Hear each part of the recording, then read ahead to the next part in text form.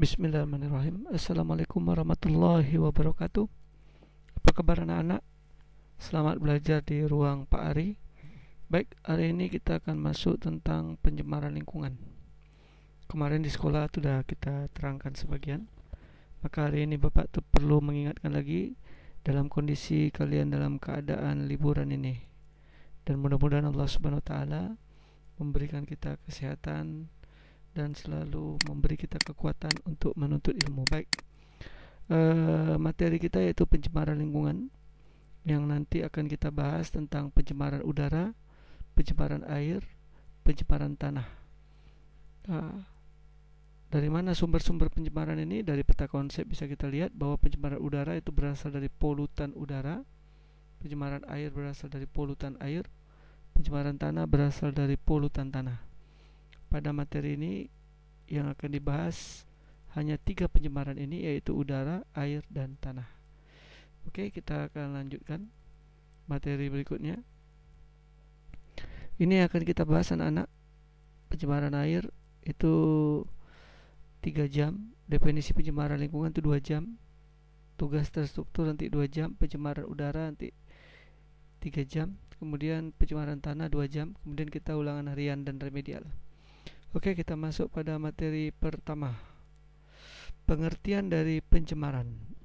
Ini yang paling penting untuk anak-anak Bapak ketahui sekalian. Dan perlu diingat bahwa pengertian pencemaran lingkungan adalah masuknya atau dimasukkannya makhluk hidup, zat, energi, dan atau komponen lainnya ke dalam lingkungan hidup oleh kegiatan manusia. Akibatnya apa? Akibatnya kualitasnya turun sampai ke tingkat tertentu yang menyebabkan lingkungan hidup tidak berfungsi sesuai peruntukannya. Jadi ini definisi daripada pencemaran lingkungan.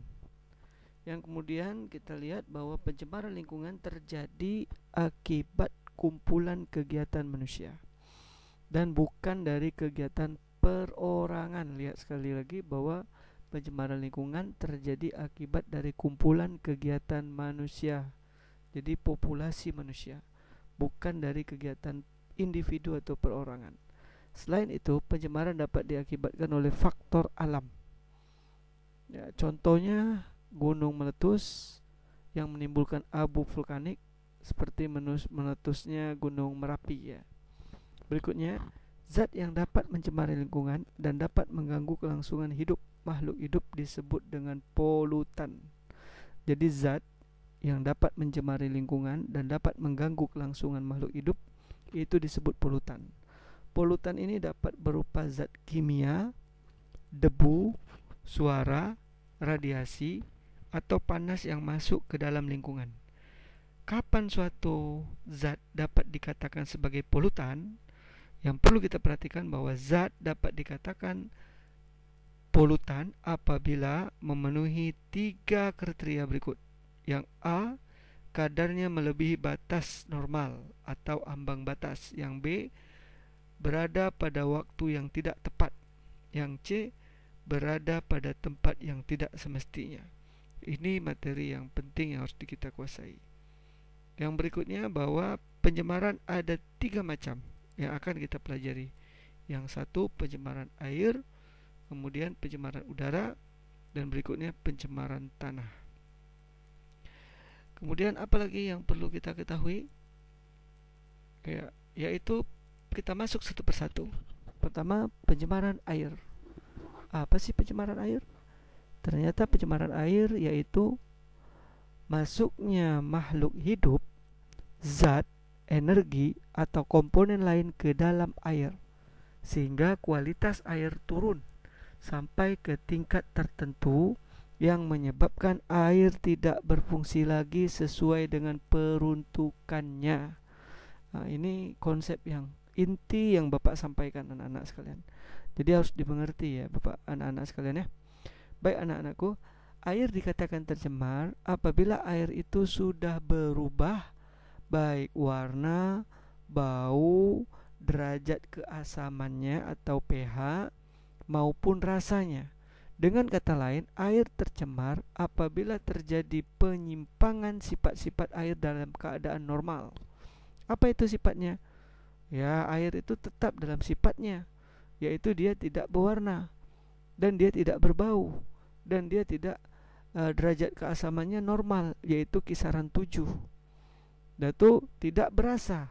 Tapi apabila sifat-sifat air ini terganggu, maka air dikatakan tercemar. Perhatikan baik-baik. Kemudian pencemaran air itu dapat terjadi pada sumber mata air seperti sumur, sungai, rawa-rawa, danau dan laut.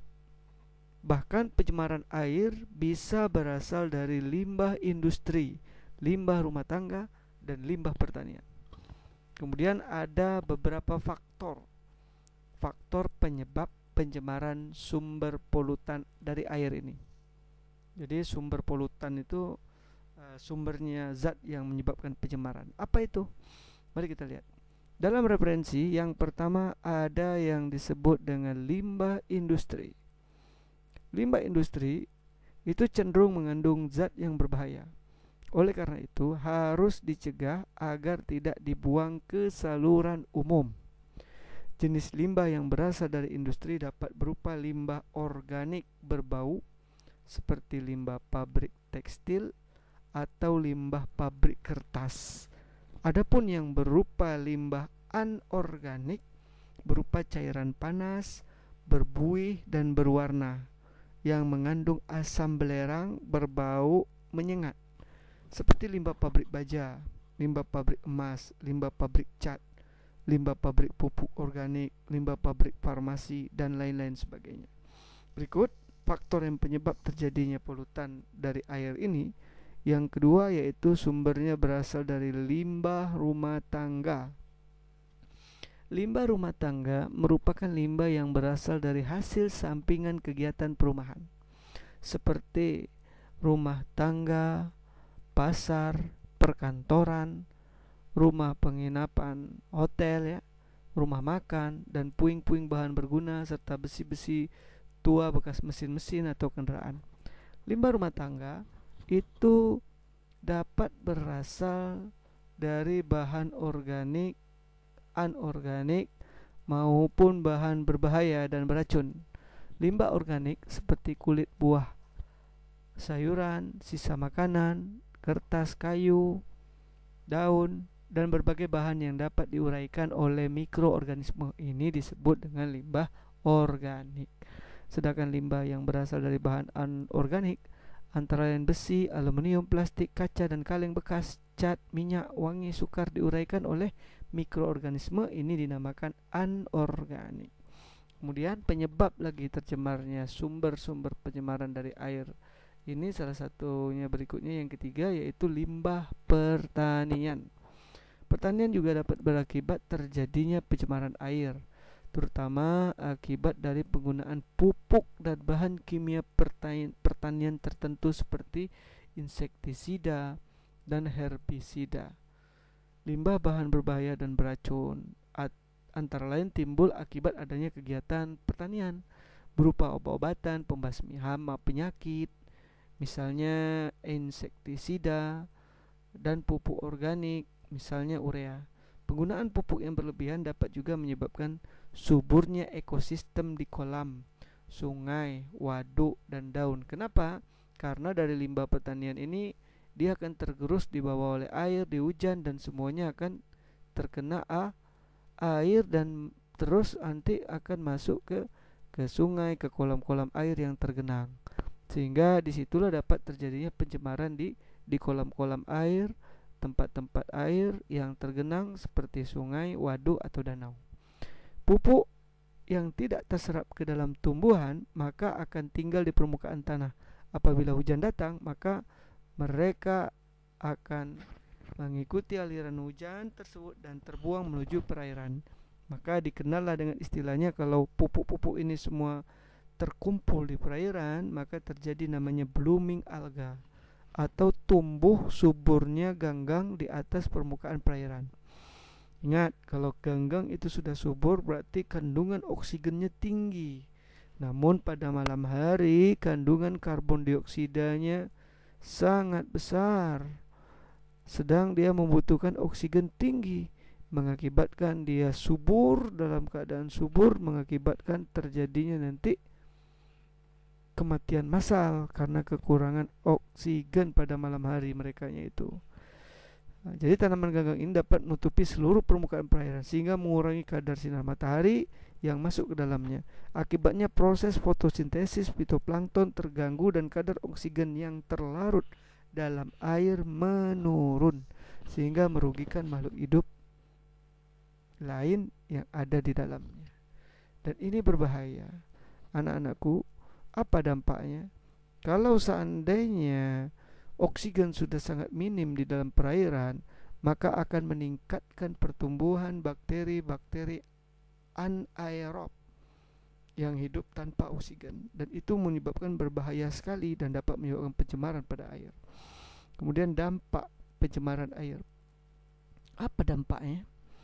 Yang pertama, penurunan kualitas lingkungan. Pembuangan bahan tercemar secara langsung ke dalam perairan dapat menyebabkan terjadinya pencemaran pada perairan tersebut. Misalkan pembuangan limbah organik dapat menyebabkan peningkatan mikroorganisme atau kesuburan tanah atau kesuburan air kesuburan tanaman air, sehingga menghambat masuknya cahaya matahari ke dalam air. Hal ini menyebabkan berkurangnya kandungan oksigen terlarut dalam air sehingga mengganggu keseimbangan ekosistem di dalam yang ada dalam perairan tersebut. Yang kedua, itu gangguan kesehatan. Kenapa demikian? Air limbah yang tidak dikelola dengan baik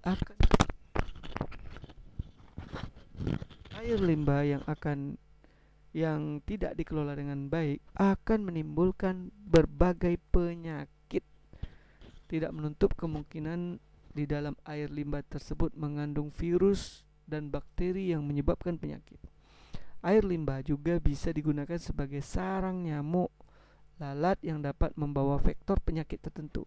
Berikut dijabarkan beberapa penyakit yang disebabkan oleh pencemaran air. Jadi kita lihat contoh penyebabnya virus. Itu dapat menyebabkan penyakit diare.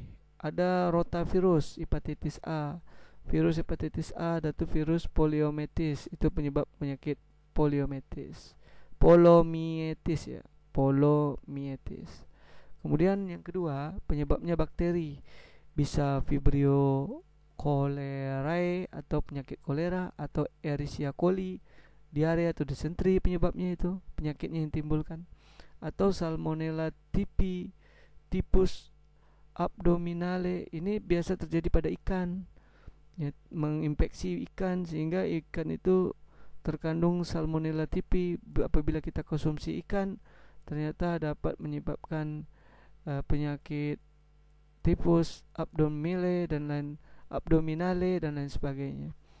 Kemudian ada lagi Salmonella paratyphi, itu disebut penyakitnya disebut paratyphus. Kemudian Shigella dysenteriae, ini penyakit disenteri. Yang kemudian penyebabnya lain yang bertumbuh di dalam air itu seperti adanya protozoa.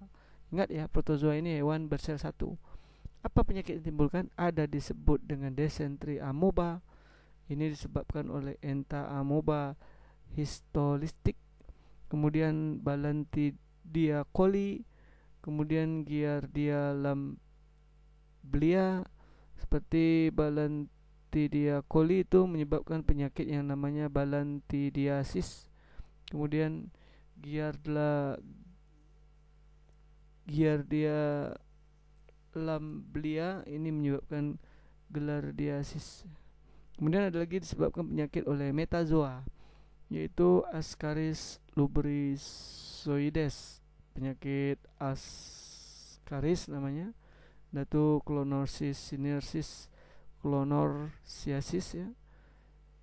Diplobotrium latum, ini Diplobotriasis ya. Kemudian ada Tania sagiata, ini cacing ya, cacing pita Tania ini, yaitu Taniasis. Kemudian Schistosoma, itu Schistiomasis ya.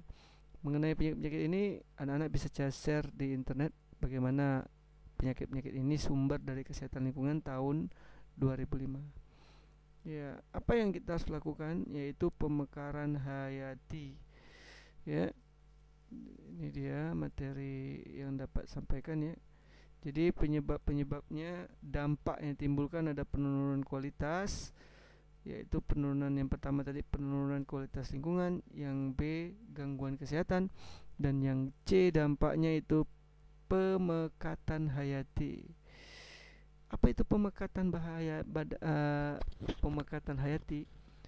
Yaitu bahan beracun itu dapat meresap ke dalam tubuh dari alga dan mikroorganisme lainnya, sehingga hewan-hewan kecil zooplankton akan memakan alga, kemudian zooplankton akan dimakan oleh ikan-ikan kecil, dan seterusnya sampai ke ikan besar.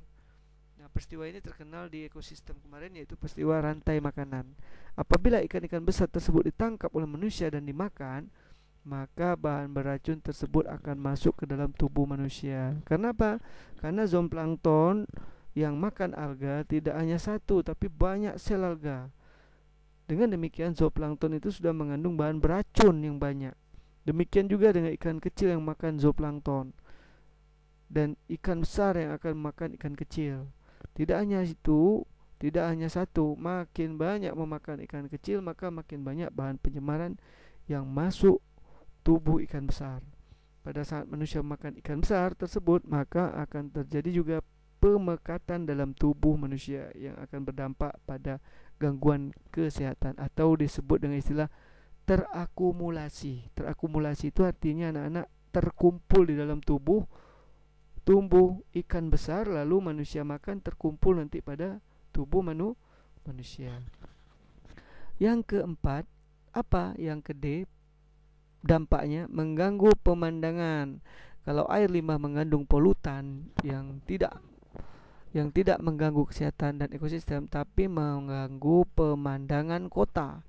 Meski air yang tercemar tidak menimbulkan bau, namun perubahan warna air mengganggu pemandangan mata kita. Hal ini tidak mengganggu kenyamanan. Hal ini tentu mengganggu kenyamanan dan keasrian dari tata kota. Yang ke E, efeknya yaitu mempercepat kerusakan benda, mempercepat proses kerusakan benda. Ada air limbah yang mengandung zat dapat diubah boleh bakteri anaerob menjadi gas yang dapat merusak, seperti H2S ya, asam sulfit ya. Gas ini dapat mempercepat proses pengkaratan pada besi. Agar terhindar dari hal tersebut, sebaiknya sebelum dibuang, air limbah harus diolah terlebih dahulu dan memenuhi ketentuan baku mutu air limbah. Ya, kemudian bagaimana cara penanggulangan pencemaran air?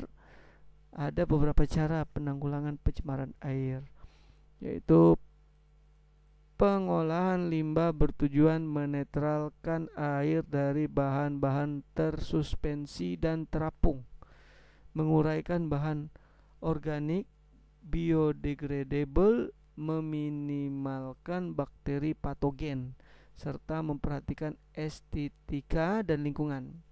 Pengolahan air limbah dapat dilakukan sebagai berikut ya. Di dalam buku anak-anak sekalian pun ada ini, jadi nanti bisa dicek. Seperti pembuatan kolam stabilisasi. Jadi dalam kolam stabilisasi itu air limbah diolah secara alamiah untuk menetralisasi zat pencemaran sebelum air limbah itu nanti dialirkan ke sungai. Kolam stabilisasi yang umumnya digunakan adalah kolam anaerobik, kolam fakultatif pengelolaan air limbah yang tercemar bahan organik pekat, dan kolam maturasi yaitu pemusnahan mikroorganisme patogen. Kolam stabilisasi ini dapat digunakan oleh semua kalangan karena memilikinya murah dan mudah digunakan. Kemudian cara penanggulangan yang kedua itu dengan istilah IPAL, instalasi pengolahan air limbah. Ini menggunakan alat-alat khusus, kemudian dilakukan dengan 3 tahapan. Yang pertama primary treatment, pengolahan pertama, secondary treatment, pengolahan kedua, dan tertiary treatment, pengelolaan lanjutan. Yang primer treatment ini merupakan pengelolaan pertama yang bertujuan memisahkan zat padat dan zat cair dengan menggunakan filter atau saring, dan ada bak sedimentasi. Yang berikutnya secondary atau yang secondary ya, treatment atau yang kedua, treatment yang keduanya merupakan pengelolaan kedua bertujuan untuk mengoagulasikan, menghilangkan koloid dan menstabilisasikan zat organik dalam limbah. Kemudian yang ketiga yaitu tertiary treatment, itu merupakan lanjutan dari pengelolaan kedua, yaitu penghilangan nutrisi atau unsur hara, khususnya nitrat, fosfat, serta penambahan klor untuk memusnahkan mikroorganisme patogen. Apa itu mikroorganisme patogen? Yaitu mikroorganisme yang dapat menyebabkan penyakit. Dan trik yang berikutnya, cara yang ketiga, yaitu pengelolaan excreta ya, excreta, human excreta. Human excreta ini merupakan bahan buangan yang dikeluarkan dari tubuh manusia meliputi tinja atau feses dan air kencing atau urin. Jadi excreta ini banyak terkandung dalam air limbah rumah tangga. Karena apa? Karena banyak mengandung bakteri patogen penyebab penyakit. Jadi jika tidak dikelola dengan baik, ekskreta dapat menimbulkan berbagai jenis penyakit.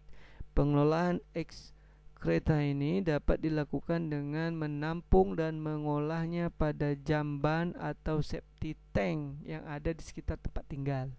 Jadi dialirkan ke pengelolaan dan dilakukan secara kolektif. Untuk mencegah meresapnya air limbah ekskreta ke sumur atau resapan air, jamban yang kita buat harus sehat.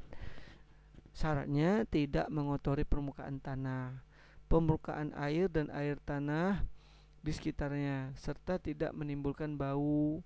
Sederhana, jauh dari jangkauan serangga, lalat, nyamuk, atau kecoak.